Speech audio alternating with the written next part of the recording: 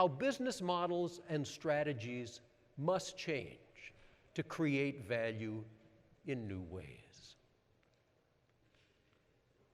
A lot of them showed up in the pandemic, a lot of great examples. And this was a particularly good one. Chipotle, what does this have to do with it? I'll tell you what. When the pandemic arrived, they were faster than any competitor in saying, okay, our world has changed. Nobody's going to come into any of our restaurants for a long time. So they turbocharged a program they already had in place, and they spent millions of dollars building additional kitchens in their restaurants just for pickup and delivery. They added lanes around their restaurants that were just for pickup and delivery. At a time when other restaurants were going out of business, they hired thousands of people in 2020, thousands more in 2021. They faced the new reality and embraced it faster than anyone else. In those first 2 years, 2020 and 2021, 100,000 restaurants went out of business in the United States. And I say went out of business, they're not coming back. In that same time, this company's stock price hit new all-time highs. That's one real example. Here's another very different one. This is from a little company in Chicago called Record-A-Hit Entertainment. And their business is they roll out this kind of stuff for events that companies or other organizations like to put on. Bring families together, have some fun and stuff like that. Well, you can imagine when the pandemic hit, this business went to zero, right? Nobody's going to climb around in one of those things during a pandemic. The business went to zero. Nobody wanted to rent the Chuggy Choo Choo Crawl Through inflatable. Right? Nobody wanted to rent the Big Stinka Bounce House. Although why anybody would want to rent this at any time, I don't know. They tell me it's actually very popular. I don't care, I'm going back to the other slide. Okay? This went to zero. What are they going to do? Well, what they did was they figured out what they could do online for events that people could get together with online. And so they came up with a digital casino night. You can do that online. A digital escape room where people could compete to get out of the escape room online. Kids were going back to college. Freshmen coming in who'd never seen the campus, and they weren't going to see it because it was all remote. So they made games where teams of incoming freshmen could compete to find places on the campus. It was clever, and it was enough to keep them alive during the pandemic. And what's important is what they did is still paying off. What Chipotle did is still paying off. But they had to think of new ways to create value. Here's another example. That's a Tesla Model S.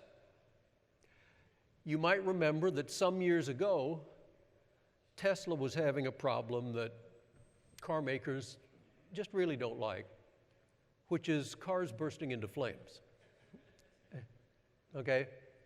This is just never a good thing. Nothing good about it.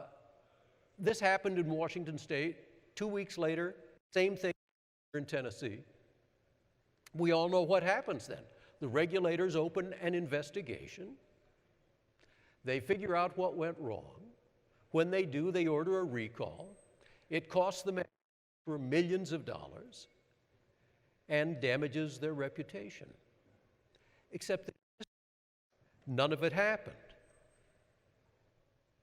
What happened was, when they started looking into what was wrong, they found out what it was, which was at highway speed, the front of the car automatically would lower to make the car more aerodynamic, get longer range on the charge.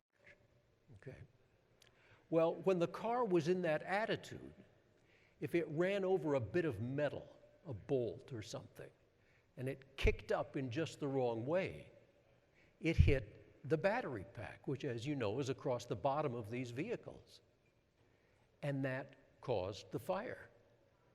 Nobody was hurt, but still, they found the problem. And when they found it, they sent a software update over the cell network to all the affected cars, raising the front of the car by 1 inch at highway speed. When they did that, the problem disappeared. The regulators closed the investigation. There was no recall. They didn't have to send all those cars back to the dealers, which is a good thing because they don't have dealers, as you probably know. They just have showrooms. They had used software and the cell network to take the friction out of fixing a car. Beyond that, the showroom deal took some of the friction and a lot of the capital out of selling a car because they didn't have billions of dollars of working capital sitting on lots across the country. And as all car makers are finding out now, the electric technology is fundamentally simpler than internal combustion technology.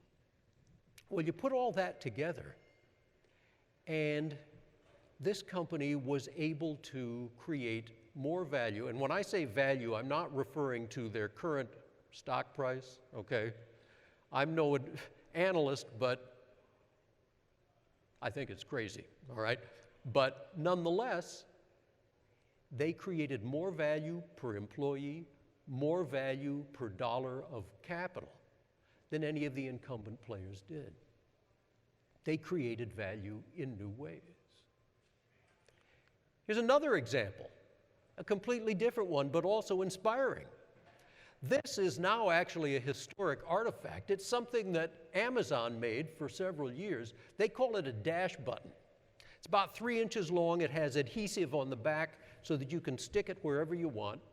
You get it set up, and the way it works is you hit that button, and 2 days later, there's a box of Tide at your front door. Okay?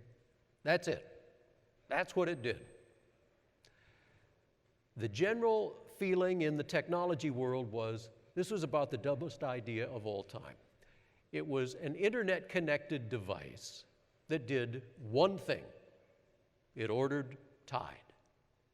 But turns out that a lot of companies wanted to have one of these things too, right? They wanted to have one for copier paper and dog food. Pringles, you don't want to run out of those, right?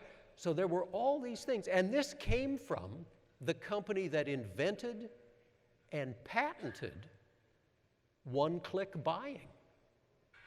And yet, somebody over there got to thinking, you know, that one-click buying, it's just too hard. I mean, you got to get online, you got to find the product, you got to move the cursor over to the other side, you've got to click. It's too much trouble. So they invented this. But as I said, it's a historic artifact. Now they don't make this anymore because they came up with something better, which is the Echo speaker system and the Alexa digital assistant. Now that you've got that set up in your house, you don't have to go to all the trouble of hitting that button. All you have to do, no matter where you are in your house, the moment the thought enters your mind, you just say, Alexa, order Tide. And 2 days later, or 1 day, or now maybe the same day, there's a box of Tide at your front door. And if anybody had any Alexa apps open, I might have just ordered you some Tide, in which case I apologize. All right. They never stopped looking for ways to create new value in new ways. Here's one more example, of a completely different time. How many people know what this is at all? Yeah, quite a few admit to knowing what this is, right? Candy Crush is a game, for those who don't know. It's a game that you can download onto your phone for free and that you can play on your phone for free as long as you want, as much as you want. Now you say, well, that's nice, but how is that a business, right? Well, as those of you who play the game know, it's this typical kind of thing where you have to do some tasks, and once you do them, then you move to a higher level where doing those tasks is a little more difficult. And if you do that, then they move you to a higher level, and it's getting more difficult. And as you get further and further up, eventually, you get to a level where you just can't do it. You just can't do what you need to do to advance. And at this point, you're emotionally invested in it, and so you're really going crazy that you can't get to the next level. You don't have enough lives. You just can't do it. Well, when that happens, you can touch a little button up in the corner, and it will give you new lives or levels. And your credit card will be charged, okay? All you have to do is touch that button. Okay. It's a very popular game. It was the #1 download for years on Apple and Android. Now, the company that made Candy Crush decided to go public. And so they had to publish their financials. And that's when we learned that people were buying lives and levels on Candy Crush to the tune of $1.2 million a day. Okay. It was unbelievably successful. You could do this for free, but people were paying $1.2 million a day. Eventually, the company was bought by Activision Blizzard, the giant game company, some years later. They paid $6 billion for this company. Okay. What's the point? By the way, a lot of companies, now a lot of games now use this same model, but these were the pioneers. What's the lesson? The lesson is, what would you or I have said if somebody came to us and said, I've got this great idea for a business? We would have said, that's the most ridiculous idea I ever heard in my life. But it wasn't. It was brilliant. And in an era of advancing technology, we have to be open to ideas that we might not think make any sense at all, because there are more and more examples like this one.